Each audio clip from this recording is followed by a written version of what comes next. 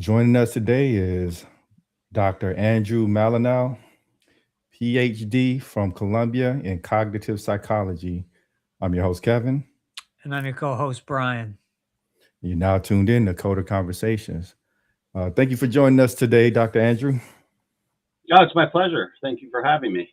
Yeah, thanks for coming on tonight.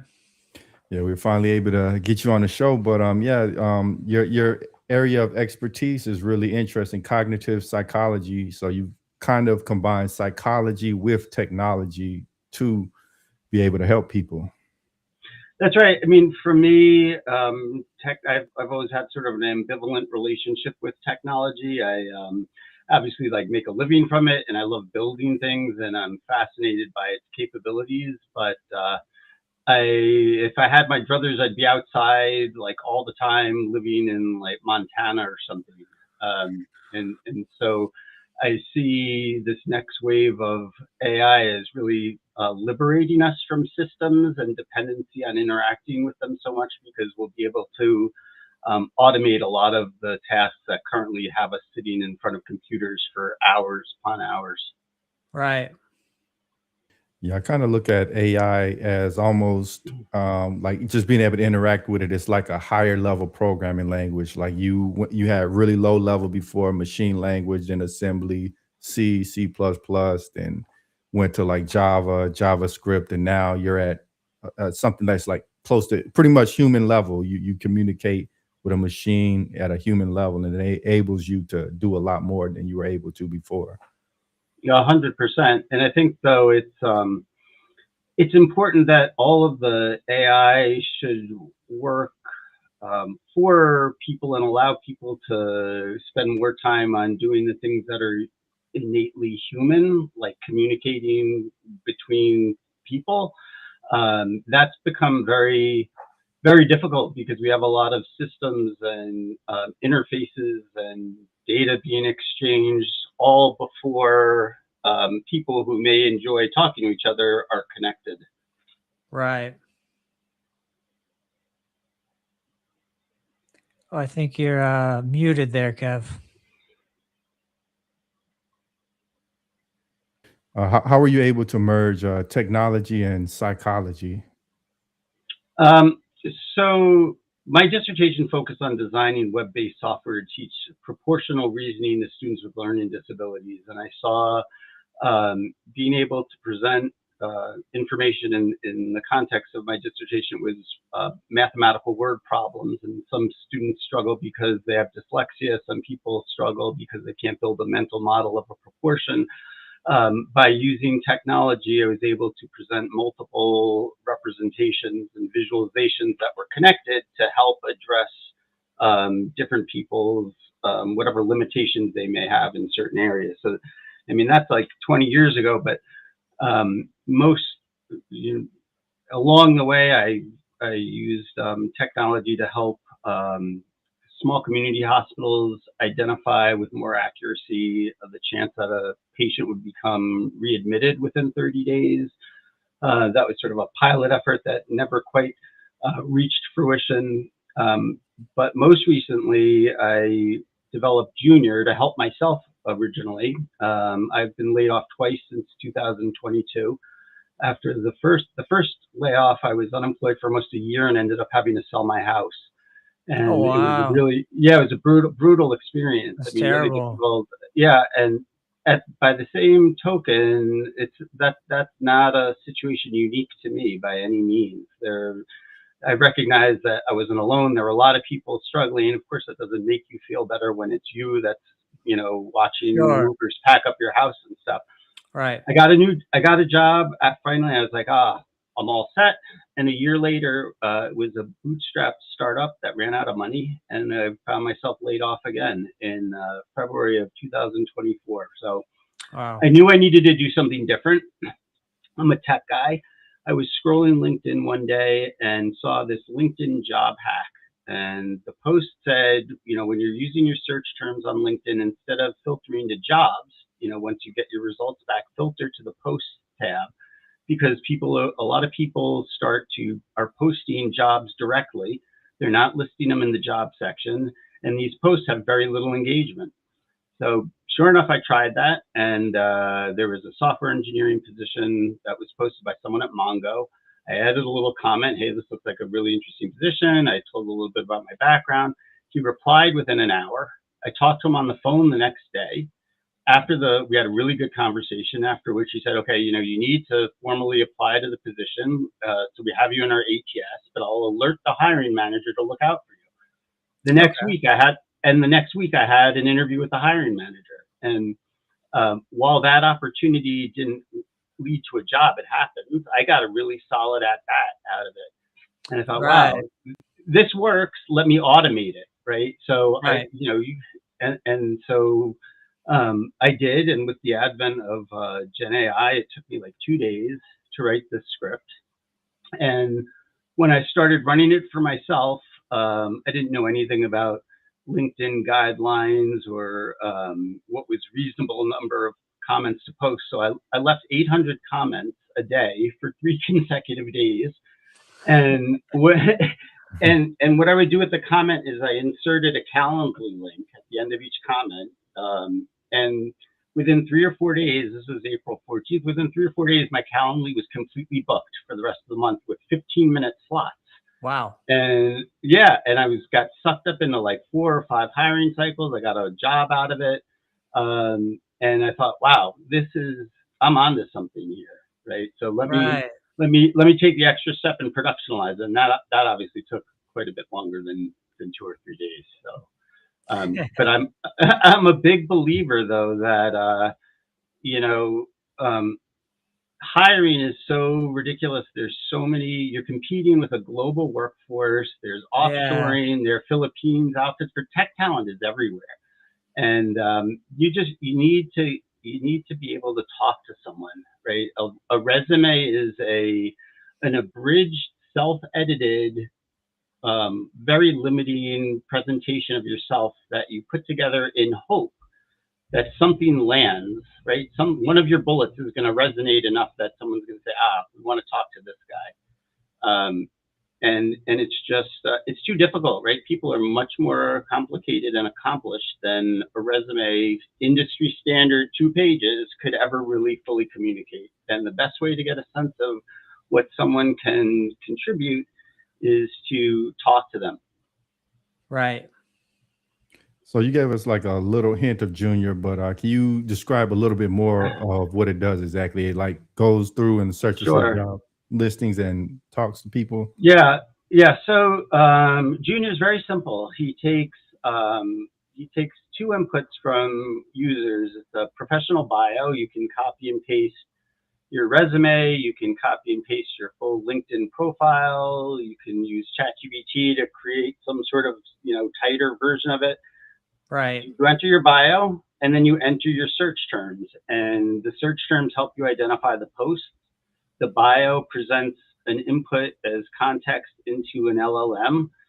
The other input is the context of the post, right? So Junior will then, there's a scoring algorithm included as well that detects things like, it differentiates between a job posted by a recruiter versus a direct hire, the hiring manager's posted. So it will score those, and then based on a threshold, if the post exceeds the threshold, the LLM will take your bio, the context of the post, and write a comment positioning the job seeker for that particular role in the comment. It's sort of a very simple flow, right? It's easy and it works really well. I'm all about simplicity. It's a simple stack. It's a simple process, and frankly, most of the engineering challenges were around authentication and figuring out the right cadence and how many comments could be left, without becoming detected. So, but frankly, I find LinkedIn's position on automation to be a little hypocritical. They provide APIs for posting and stuff. They want to be able to monetize and own and control the automation. Well, the funny thing about LinkedIn is that it used to be, I've got a pretty big following, 50,000. And so I used to, blast out like, just a random, like, hey guys, happy Friday or whatever, like nothing real standout. And I'd get like 10,000, 15,000 impressions, 100, 200 likes, but then they changed their algorithm. So now if I post that same happy Friday message, I'm getting maybe 200 impressions, 2 likes, one Yeah. share. So everything's different now with LinkedIn. Yeah, they keep they keep the throttling and control over. They understand how people make money on LinkedIn, right? With content creators, and I just wish they would pay more attention to the broken job ecosystem, because they are essentially the world's largest ATS, right? They are just a huge database, and one of the positions that I feel quite strongly about is there's no need for ATS systems. LinkedIn has all the people already. There's no need to like say, here's my job. I'm going to now submit my resume, which is an abridged version of myself, to this other system so that it is then sent to the recruiter, who may look at it. And what do you include on your resume? A LinkedIn profile. What's the first thing a hiring manager does is then they go back to LinkedIn to look at you, right? So Right. everyone is evaluating talent on LinkedIn. Data should just stay there. Yeah, what is crazy is just like a lot of us are just one algorithm switch away from like possibly poverty or just not being seen. And like you mentioned, LinkedIn, it should be a job finding platform, but there's a lot of content creators on there, but they kind of drown out the people who are actually looking for a job. It's hard to Yeah. compete against people who they know the copywriting and how to get past the algorithm, and you see their posts everywhere. The people that's actually looking for a job, they're getting like 2 or 3 views, and Yeah. it's kind of sad. It is sad. And I think the commenting works, by the way, because instead of posting, which is like outbound marketing, hey, I'm Andrew, this is what I want to say, try Junior, it's awesome. When you're adding a comment, you're responding to an idea that's already of interest to someone else. And so the inclination to, like right now, when I'm leaving 80 comments a day, and it's gotten to a point where I don't review every comment that Junior leaves on my behalf. I trust him now. I've left, I don't know, maybe 20,000 comments. And when I was reviewing, in the very beginning, it's like parenting, right? You want to make sure your kid is behaving themselves. And the number of Yeah. hallucinations were like 2 or 3, to be quite candid, very infrequent. I've deleted maybe 2 or 3 comments, and the rest of them are like, whoa, you know what? That's really well aligned with what I believe, what I think. My experiences are well represented. And so, I would like more people to realize the power that you gain and the visibility that you gain from just being present in conversations. And you can have a very authentic proxy by just presenting who you are in that bio section of Junior, and he carries that forward in conversations. You can affect his like writing style, to mirror your own. It just takes some experimentation. And I think these are early days for what I would call consumer AI, right? People started getting familiar with Gen AI, with ChatGPT, and probably, look, this is cool, right? And then the first downstream integration was with developer tools, the technical people who are like, you know what? I don't need to copy and paste and ask ChatGPT to debug, because now it's baked in a cursor and Windsurf, and whoa, I don't even need to write code. I can just write specs. But what about like the non-technical fringe people? Sometimes, we forget that I talk to like, I don't know, 1% of the workforce. I'm in this tech bubble, and I forget that there are like millions of people who are like not technical. I think Yeah. the next wave of integration is really pushing this out to consumers, non-technical consumers. And enterprise, they're already, everyone fights over having 5 Fortune 500 companies that they can charge like 50 grand a month for it. And no one wants to do the hard work of trying to democratize AI by reaching individual people. But I'm committed to that. I think there's real opportunity to level up like humanity that way, frankly. Yeah. What would be your favorite part of the tech industry? Oh, my favorite part. Maybe it's I love open source, right? I feel a strong sense of solidarity with like your developers who are building stuff on the side, who are sharing code. I think open source, frankly, is one of the greatest. Before Gen AI, when Stack Overflow was still a thing, that was the greatest sort of example of collaborative problem solving in like the history of the world. I mean, where you could share your problem, have a community, converge to Yeah. provide solutions, and then have them upvoted and validated, and then you try it and it worked. That was an awesome model, right? And so just hackers, right? So it's people as opposed to like a specific tech that I think is my favorite. I just love the developer mindset. You made an excellent point about um, like utilizing comments to really increase your visibility because like if you're just creating your post, the algorithm can really throttle you. But if you're in a bunch of different comments, that's the way that you can get visibility. Like somebody, let's just say their thread blows up and you're commenting on it. Those Yeah. 80K people that's seeing that, they're probably seeing your comments as well.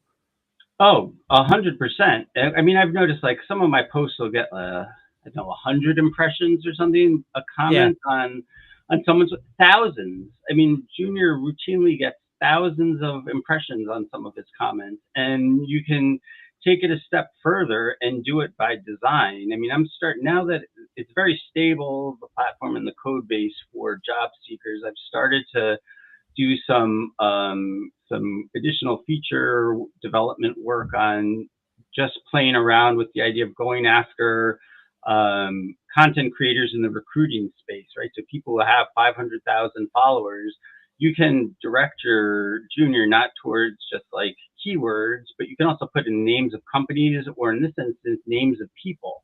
And it will go through and start commenting on threads where that person appears either as a post author or they've commented somewhere. So it has less for my purposes. I'm really about helping job seekers, but I'm starting to get interest from recruiters, career coaches, other people who just value engagement, because this is, I've grown. I don't have a huge following. I have like 12,000 followers, but in April I had 8. Right. So since I launched Junior, I'm now at 12. But 4,000 Nice. in like 9 months. That's not nothing. That's good. Yeah. So I don't chase the vanity metrics, but I do recognize that the more followers you have, in theory, the more reach you should have, and so I'll do whatever it takes to help spread the word and get more people to start using Junior. Yeah, and then the vanity metrics, even though like follower counts these days, they don't really mean as much as they used to because it doesn't necessarily show your material to all the followers. It does give you credibility. Like somebody sees somebody with 25K, they're like, oh, okay, this guy might know something, even if Right. he doesn't, it just gives you that instant credibility. Yeah, Yeah. like when I'm marketing the podcast and booking people, they'll see on my profile there, okay, radio, TV host, coder conversations, and then the next like little bracket, little section says 50K followers. So I think as people are kind of like scrolling along, or if they get a message from me, that's the first thing they'll see in the Right. tagline: radio host, 50K followers. So like Kevin's saying, I think, and vanity metrics in terms of clout, it does work. It does get people to say, hey, okay, this guy's got a lot of followers. He must be onto something. But yeah, in terms of just LinkedIn's reach, that's all been altered. Now they want you to boost every post. Yeah. Yeah. They're LinkedIn is just, they're trying to squeeze money out of every sort of faucet that they have access to, which is sort of a shame. They have this premium membership. I would love for Junior to frankly get acquired by Microsoft or LinkedIn and say, you know what, we're going to add a AI companion, a doppelganger, your virtual, better self, as part of the premium service. Then there's real value. I was a premium member for I don't know, a couple of months, and I didn't see any difference other than I could view more people who had seen my profile, who had looked at my profile, and that's just like a curiosity trigger, you know. That's not real. There's no real value to me in that. It was just like, ooh, I get to see like 50 people who've looked at my profile instead of just 2, and having everyone else grayed out. So like, do you think about the possibility of somebody kind of using Junior for like malicious purposes, like they're spamming companies or leaving, or like kind of train it to leave like kind of bad messages? Like, is there a possibility Yeah. of that? Well, we have a pretty resilient system prompt, so so it's basically a typical like client server architecture. Like the automation runs on people's desktops, PC or Mac, which is really nice from a detection standpoint. Like I know a lot of automation tools are getting shut down because all of the automation is server side, and that leaves a really easier to find fingerprint in the automation than if everything is decentralized and just running on individual machines. Um, so anyway, the comment generation is server side, and so we're able to add a level of security and guardrails around the basic behavior of this of everyone's Junior, and the desktop is where they're customizing and obviously infusing their personality into it. I have an awesome DevOps backend guy in Mexico who worked on the some of the server side API stuff, and I've been teasing him that when I ran this originally for myself, it was all local, right? I was using Llama 3 via Ollama. Everything was just running on my desktop, right? And I think we're getting. I tease him that like you realize like a year from now we're gonna have these quantized models capable of running on the edge. We're just going to include that in the download, right? And we're going to have everything, and it'll bring my infra costs close to zero. I'll just have a database to like keep track of subscription status, but everything could run locally. And it's appealing from a cost perspective, for running the business. That brings it very down really low. But also there's something that makes me smile when I just think about, hundreds of millions of people having AI in their house, on their machine. They're not paying Google, they're not paying AWS, Right. Got a little bit of a like, fuck the big guys kind of mentality sometimes. I try to temper it, but there's something very empowering about like taking average non-technical people and letting them harness the value of the tech, just like enterprise currently does. 100%. Yeah. So I'm sure like quite a variety of people have used it. Like, have you been like able to ascertain with a reasonable amount of certainty that the personalities between the different juniors, between people's individual juniors, they're different? It's not like the same AI template that people, if 30 people are using it, they're having all the similar sort of comments. Yeah, that's a great question. So it's a great point. So it's funny because some of my users are like professional LinkedIn folks, right? So one of my close sort of people who's been mentoring me on the LinkedIn side has this very well curated persona, and he was very ambivalent to use Junior because he's like, that looks like AI, that looks like AI, that looks like AI.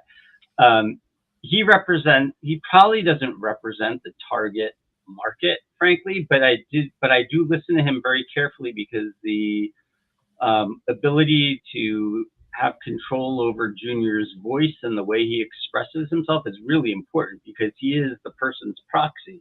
So right, it's very easy though to alter his writing style. It's literally at the end of that bio section saying my writing style is succinct and to the point, or it's irreverent and witty, and it gets reflected in the comments. I've been playing around with a lot in recent weeks. It's like, oh, cool, I am that funny. or yes, I do speak directly. I do have a droll sense of humor.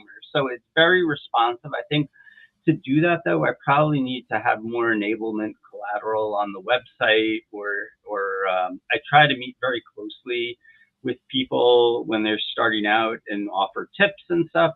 But frankly, a lot of them are just happy to see like these comments going on. It's like, oh my God, like I have a customer who has two connections, right? They're just like new to the market. She's in the worked for the post office for 30 years and lost her job, and someone told her probably you got to get on LinkedIn. She has two connections and she started to use Junior. So there's that person. Then there's a lot of technical talent in India and Pakistan that appreciate the ability to clearly articulate in English because it's not their primary language, right? So one of the cool things about Junior is he is multilingual.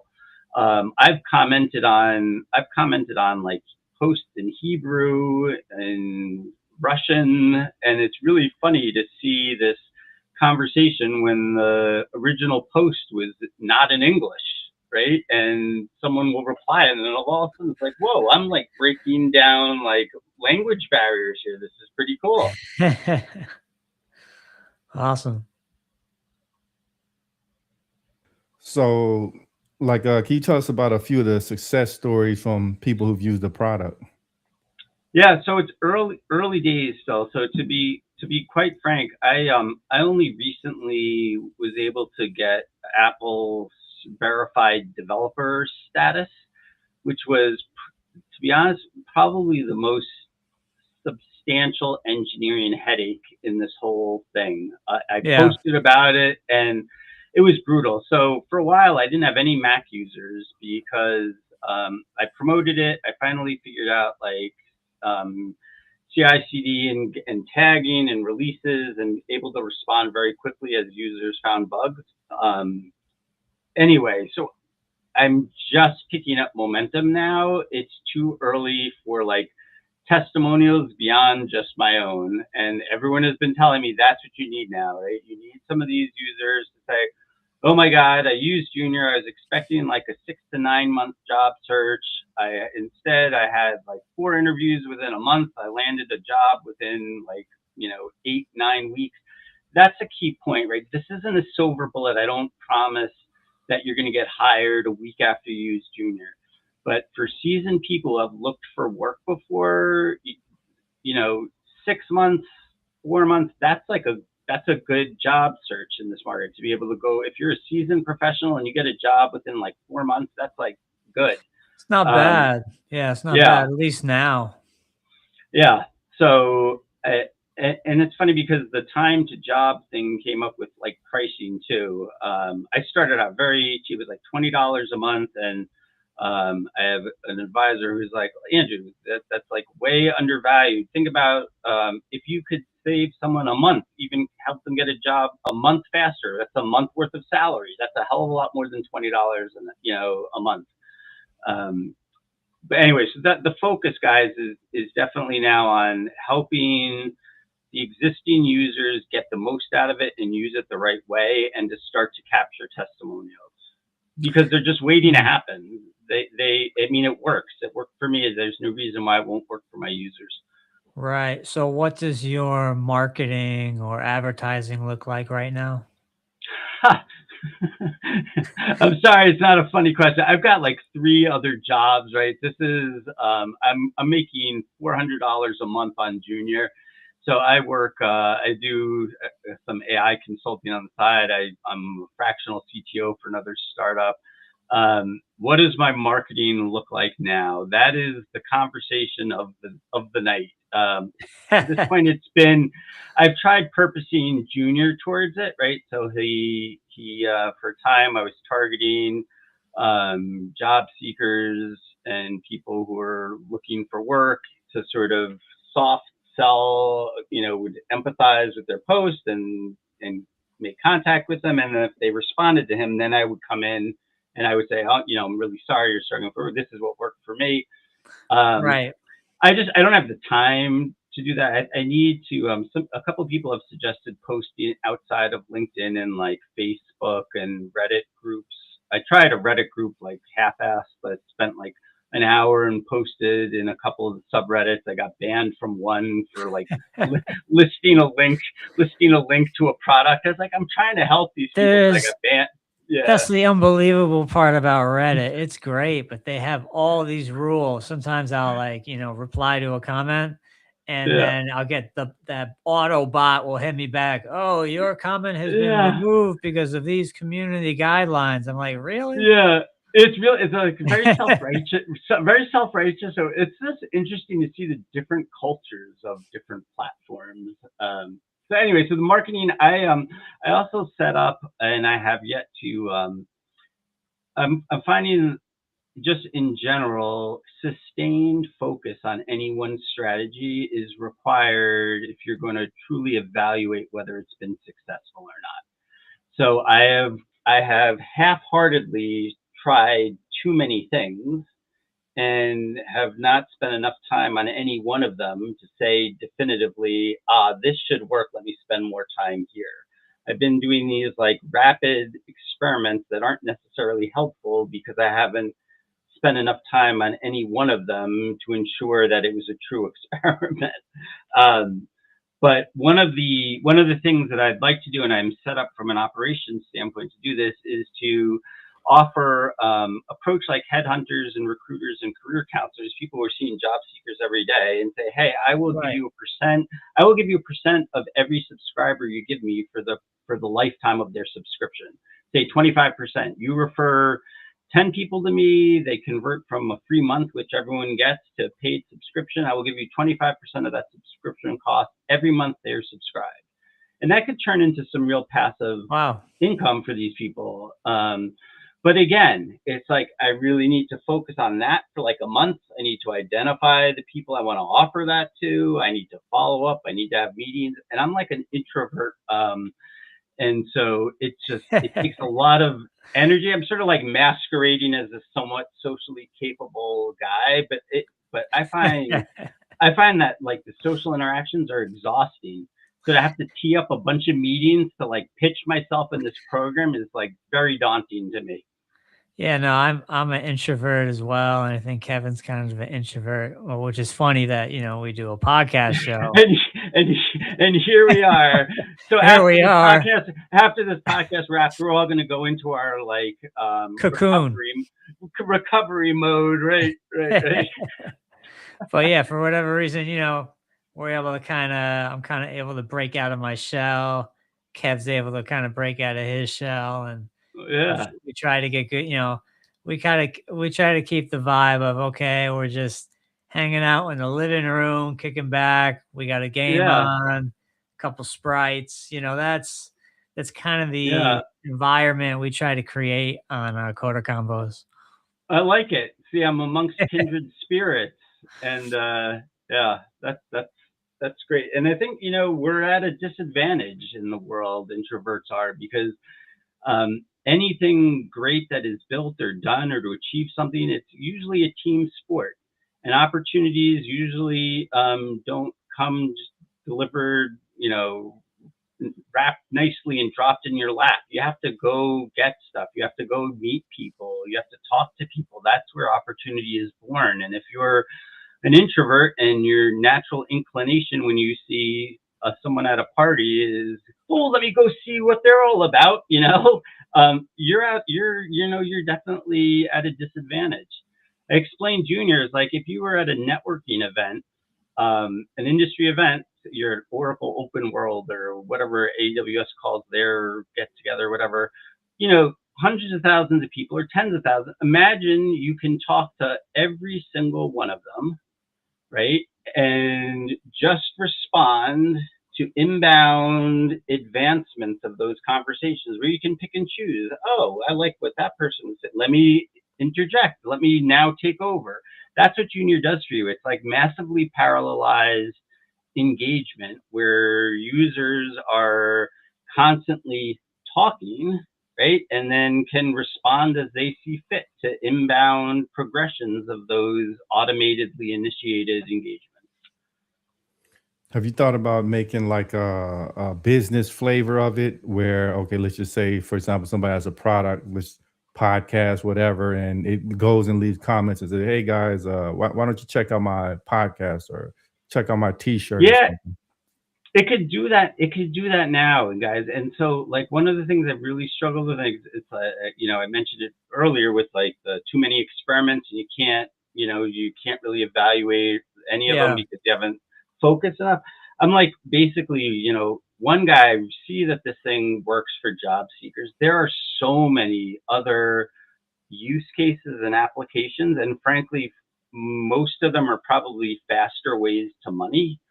Yeah. But because the commenting and engagement and getting inbound as opposed to constantly trying to push outbound is a big win, right? To have an automated inbound marketing engine is like a Big win for a time. lot of different people. Yeah, That's amazing. it's So like pretty cool. what is the AI doing to kind of maximize not only visibility but to tailor the message that to force someone to actually want to like respond back to you? Yeah. And So there are no sort of like creative hooks. I know a lot of people say, well, like always end your comment with a question, right? Because that'll get Right. people to respond. I don't use any sort of tricks or techniques to specifically elicit someone responding to one of his comments. My hope is based on the merits of the person's profile and the context of the post that there's enough there, right? When there's a good match, the person will respond. They'll look at the comment, they'll check the person's profile, be like, oh, this person does have a lot of this good experience. I like what they mentioned about this. I'm gonna like reach out to them. That's what I'm hoping for. I'm sure I could get some savvy marketing people or specialize in how to boost engagement on LinkedIn to come up with like more structured techniques to bake in. I'm not there yet. Maybe I'm naive in thinking that it's just, oh, this person's background is the right fit and it's a good post that they're commenting on. There will be a response. Sort yeah, of I a know this simple-minded fool like that. like when I look at a lot of these big LinkedIn influencers, there does seem to be a pattern to a lot of their posts. Like obviously they're gonna have this big picture there, and then everything is written in bullet points with emojis. I can see an AI Yeah. like doing something like Yeah, that really quickly. yeah. They do. There's a lot of. I mean, I think we're all seeing a lot of AI whitewash, at least, if not originally always like straight from an LLM. People running through their stuff like tighten this up and then copying and pasting it in to the point where I've thought about introducing like a second loop once Junior leaves a comment to like edit it, even if he makes no changes, just so that stupid indicator that says edited on Yeah. the comment. I have no idea. It's funny. It used to enrage me in early days when I noticed like, why do people need to know I edited it? That the whole point is Great that I didn't question. want someone to, right? But now I can use it to my advantage though, because it reeks of human, right? Oh, I was Yeah. self-conscious that something isn't right, so let me just Let me change edit this. anything so I get that little edit badge showing up on the comment. So so maybe it'll turn out to be helpful after all. Very interesting. Yeah, throw off the automation detection because it says, "Oh, this comment must be real. It's been edited." But yeah, like just looking at this modern job landscape, I think job seekers they need any tool, any advantage they can get because like these layoffs are not just affecting like when people get laid off. A lot of times they think, oh, these are underperformers or Oh, whatever it's misconception. everyone. Yes, everybody. Everyone.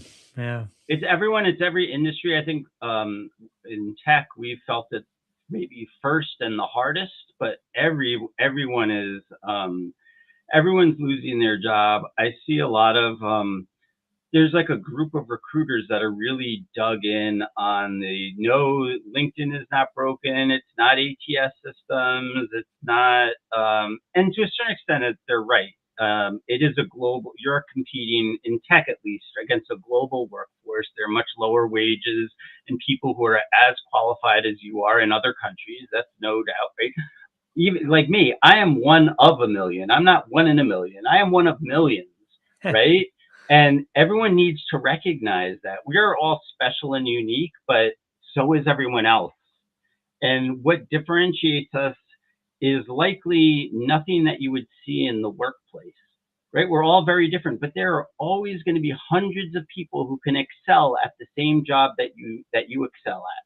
It's just that's humanity, right? So you need to, how do you get ahead of that? You talk to someone and then you're known, right? And now you are still one of millions, but you're that guy's one person, you know, and so the personalization needs to happen very quickly. You just need to make a real bona fide human connection. And as an introvert, man, the guy that I work with in Mexico, we're like that. I've talked to him once in the 10 months that we've been working together. We're on WhatsApp constantly, right? So different people, it doesn't, I think maybe extroverts don't get this about us. We don't, it's not that we don't need human connection. We get it in different ways and just find the in-person stuff to be overwhelmingly exhausting sometimes. That's right.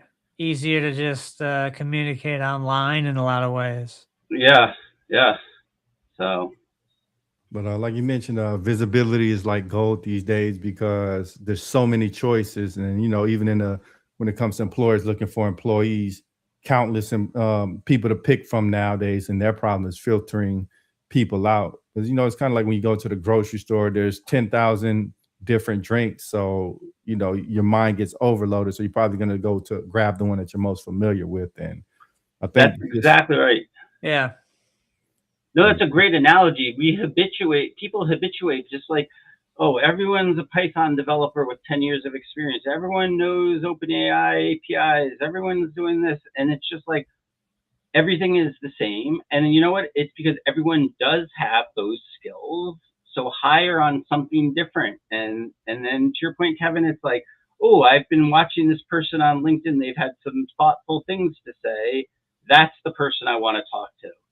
You're never going to like really blow anyone away with your resume and some, just everyone is doing that. Like include all the keywords you think you're going to need to match, and all that keyword stuffing is to just hope that they, pop up in the top 3 or 4 when a recruiter searches their ATS. Like if you're not on Google first page of results, your history. That's right. And how do those algorithms work? They work on percent match of the keyword. So obviously everyone's going to just like include all those keywords. And then it just feeds in that problem of no one's differentiated because everyone's got the same keywords.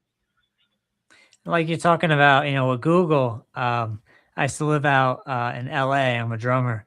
And I just remember that my page, I was getting, maybe 5, 6, 7 calls a week for new students. And I was, the Google grid where it's like 3 businesses kind of like stacked right below the sponsored results. Yeah. So I was like number 2. My drum business was like, it was called Los Angeles Drum Lessons and Hand Percussion. It was like number 2 on the Google grid. And then they updated their algorithm. And then I got bumped to like the second page and all the calls stopped. It's like you're saying, if you're not first. If you're not first on Google, you're last, unfortunately. Yeah, and it's funny because Google, I was that guy who was always interested in just clicking through all the back of the results to see like what does this look like? But they really solved the problem of typically they're going to be like you're going to be able to capture what someone is looking for in that first page, but and PageRank is like an open source available algorithm now. If you wanted to include a Google search in your site or whatever, I mean, the code is there. It's funny how something that like made their brand is just like given away now because technology is just like, evolved way past there. I think it's really interesting to see actually how, ChatGPT early days, it was like, oh, there's a data freshness issue, and because they can only train every so often, and it takes a lot of data. What do? They just built in a real-time web crawl and search, and then meanwhile, what does Google do? They integrate the LLM into their search results, right? So it's like, it's like a battle of we started here and we're going to include web search. Well, we started with web search. We're going to include an LLM now. Just interesting to see these big boys duke it out. Yeah, we're kind of in a really interesting time. Like, I've been telling a lot of people to do this is like start a podcast or post regularly on LinkedIn, get visible. And, I even in the music industry, now it's probably about 50% talent. Like you have to be able to sing good enough. And past that, it's all about like being a content creator because, you have to build your own audience. And it's even like that, in tech or any other job. Like if you're seen and you're good enough, you cross that threshold of being good enough, you're going to get chosen over. This guy might be great, but nobody knows him.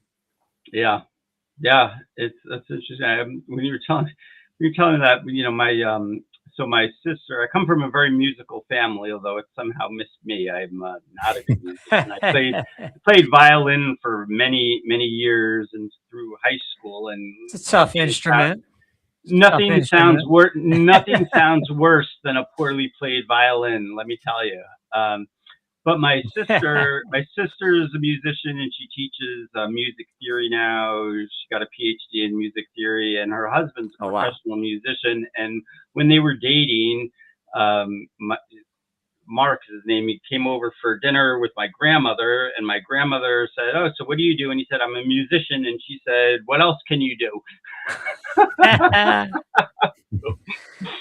Yeah. She's one of her better lines. Yeah.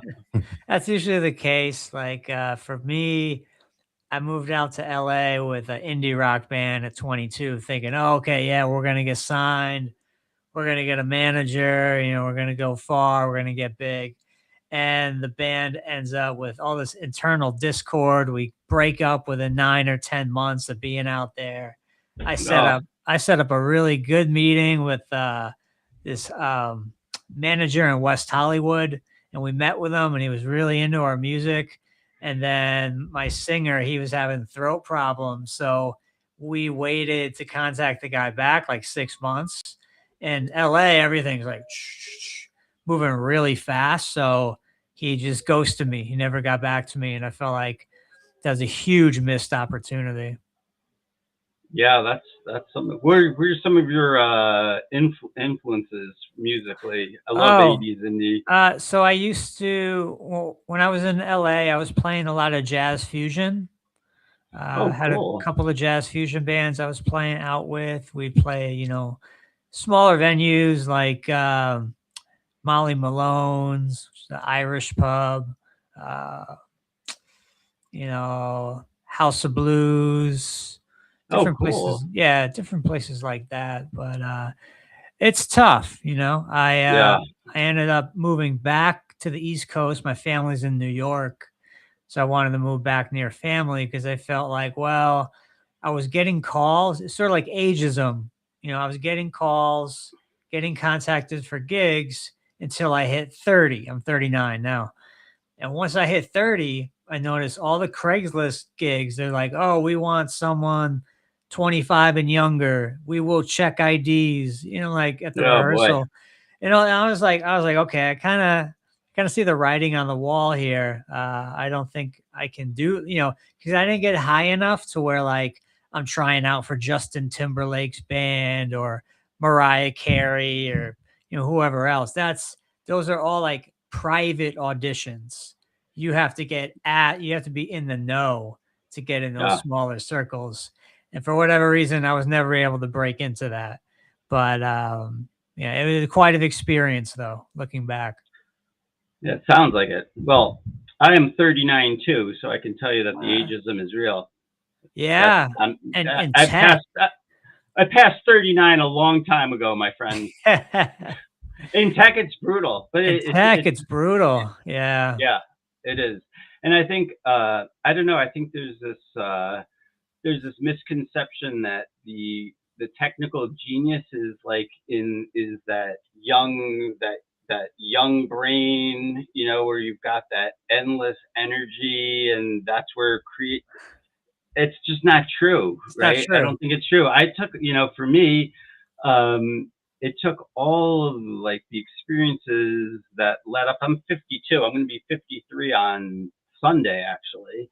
And it just, I'm a late bloomer. I had terrible 20s, struggle with like mental illness, dropped out of college, got divorced in my 30s. Like you accumulate battle scars, and all of those experiences can lead to tremendous creative output, right? And so if Yeah. you're the earlier you have those experiences and survive, because most people will, because we're resilient, that really tempers future output in creative endeavors. um, this feeling that it's like the angst born in your 20s of just that phase of your life that gives birth to creative genius. Maybe that's true in like in visual arts or whatever. In technology, it's just, I don't know, sometimes you can't rush things. And I think what's so interesting about the tech industry, like you mentioned, ageism is real. So it's like, okay, you're 35, you buy a house, get the 30-year mortgage, $700,000 house, and in order to be able to keep the house, you have to make that same amount for the next 30 years. But if Yeah. you really look at the timeline, when you hit in your 40s and 50s, the opportunity starts shrinking and shrinking and shrinking. So if you get fired from this job, you're going to be on the sideline for a long time. And Yeah. Oh, that 30-year mortgage on a $700,000 house, and then you start having kids, and then you start. I mean, it's just, yeah, you're a rat. Oh, like Snowballs. Yeah, yeah, 100%. Yeah. so it's kind of like, as much as I love the tech industry, in the back of my mind, I'm kind of like, I have to do something else. I have to have a backup plan, because it's not going to last forever. It's not. My backup plan is I have an RV that I managed to hold on to, and man, I think at least several times a week about just a very different lifestyle of taking my RV, buying like a little plot of land in like Maine or something, and living out of my RV. It's hard to do when I have 4 kids and they need to go to school and stuff, but at some point I will be tech free. I think my retirement golden years definitely does not involve me hustling and building and hacking things and dealing with cloud environments and GitHub and all that bullshit. Yeah. No, I'm going to be on a ranch in the mountains somewhere, fishing and just breathing in good mountain air or ocean air or some sort of outdoor air. Are you a fan of a place like Colorado? I'm a huge fan of Montana. I've only been to the Denver airport and love the what are the donuts that they have? Voodoo Donuts. I don't know if you guys are familiar with Voodoo they got Donuts. those in Portland. In Portland, yeah. Where else can you spend $30 for a dozen donuts? But man, they're worth it. Kevin, I don't know if you had them. They're like enormous. They're awesome. But I like my sister used to live in Wyoming, and I went to visit her. I hadn't been out west as a kid or anything. It was just in my adult life and I was like, man, I was born on the wrong side of the Mississippi. I really love like open spaces, and Wyoming, Colorado. I'd like to ski in Colorado sometime. That's a bucket list item, or Utah or something like that. Yeah. Yeah, something I've noticed about a lot of technologists is like once they retire, they completely get away from tech, like like you mentioned, go on a farm or. Yeah. I don't think anyone dreams of like, I don't know, maybe some guys just love computer terminals and like looking at code and stuff. No, for me, it's like an interesting means to a very different end, right? I welcome a tech-free lifestyle. And Junior, to be honest with you, that's what he did for me. I mean, instead of spending like 8 hours a day scrolling LinkedIn, Now I spend like an hour or two, and I'm getting like 10x the value. And you know, it's just Wow. experientially, it's much different. Like I spend much less time, and I'm getting much more value out of LinkedIn. So I want my job seeking, you know, users who are using Junior to have that same freedom to say, you know what, I am depressed, I can't do much today, but I know Junior's working for me, so I'm going to take care of myself. I'm going to go to the gym. I'm going to sit on my couch and eat a pint of Ben and Jerry's, and that's okay, because you know what, Junior's working for you.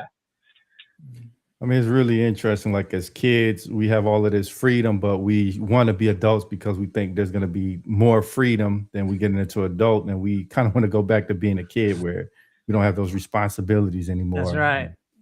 Yeah.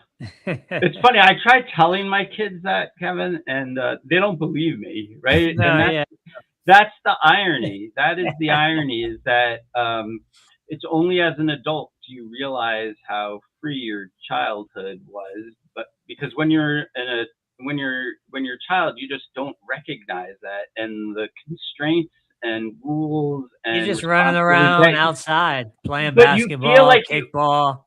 But you're not appreciating it. And in fact, you're probably feeling like there are too many rules and regulations and restrictions, and you're not free. That's the irony, is like when you are your freest, you're incapable of recognizing your freedom. Yeah, you get to do a couple more things as an adult, but the rest of your life is on that work hamster wheel. And, you know, maybe when you're 70, you get to be free again. And by that time, it's like, is your body still working? Yeah, what are you going to do? Right. What do you, that's you right. I mean, you're going to travel the world at 70, 80 years old. You know, I don't know. I don't see it. Guys, maybe this is the conversation that's like, I fold up tent, like I just let Junior loose, and like the next time we talk, I'm in my RV. I don't know. I'm that close, guys. I'm that close. Nice. No, that actually sounds like a good idea. I've kind of thought about something, you know, like that myself, because you know, you buy this $500,000 house and you're just stuck for the next 30 years, and even if you ball pay it and off, chain, still property tax. So it is a ball and chain. Yeah, it is. No, yeah, I mean, you got these like tiny houses that are like, they have all these things that like fold out, so you can conserve space. You know, have the bed fold up, different things like that. It's almost like living. They have in a lot of shed. tiny houses in New York City. I lived in a couple of tiny houses in New York. Where are you now? I'm in Connecticut. I lived in the Upper West Side though for 10 years. I lived in the Village, the West Village, for a few years, but I spent a lot of time in New York City, and I aged myself out of the scene. You know, when I was a younger guy, I just found that energy to be intoxicating, frankly. But I overstayed my welcome a little bit, and and now I just yearn for the quiet, peaceful life. Yeah, I'm in Long Island, New York, so you know, about 2 hours. I grew up in Great Neck. Oh wow, okay. So you know, about 2 hours. I'm in Ridge, out in the woods. So I'm about, what's that? Is that Suffolk County? Suffolk County. Yeah, way out there. Way out there. It's like a 2-hour drive or a 2-hour train ride into the city. But you know, my family's here. I was living in California for about 10 years, but you know, like I said, the ageism in music was hitting me hard. And I said, you know what, let me go back near my parents. And I've been here for maybe 7 or 8 years. I was born in Connecticut, in Bridgeport, actually. Oh, I know Bridgeport. Yeah. So I grew up there. Getting to Long Island from where I live, you go right through Bridgeport. That's right. Yeah. So I lived there for about 22 years. Like I said, move with my indie rock band to Los Angeles at 22. And then ended up coming back to New York around 30, 31. So you know, it was quite an experience. You know, the thing is, you're only young once. You're only in your 20s once. So, you know, really you should live it up. Maybe I partied a little too much, but I had a good time. Yeah, I'm guilty of that as well. And to be honest, 39, you got your whole life in front of you, man. I sort of, you know, that was a long time ago for me, my friend. Well, they hate to cut this conversation short. It sounds like we're just getting started, but we're at the top of the hour. Before we get out of here, did you want to leave our audience with any closing thoughts, and where can they find you at? Yeah, so you can find me on LinkedIn, Andrew-Malinow Ph.D. I would love for everyone to check out Junior. He can be found at heyjunior.ai. And if you're interested, ping me on LinkedIn. I'm there. I like talking to people. And if you're a job seeker and want help, definitely reach out. I get a lot of satisfaction out of providing tips, and I don't just delete messages. I'm very I get excited when I get a DM from a job seeker, frankly. So thanks for having me, guys. Awesome. No, it's an absolute pleasure. We'll have to have you back sometime. I would be delighted. Absolutely, man. We'd like Yeah, to thank thank you you for tuning Thank in. you. We'll catch y'all next time.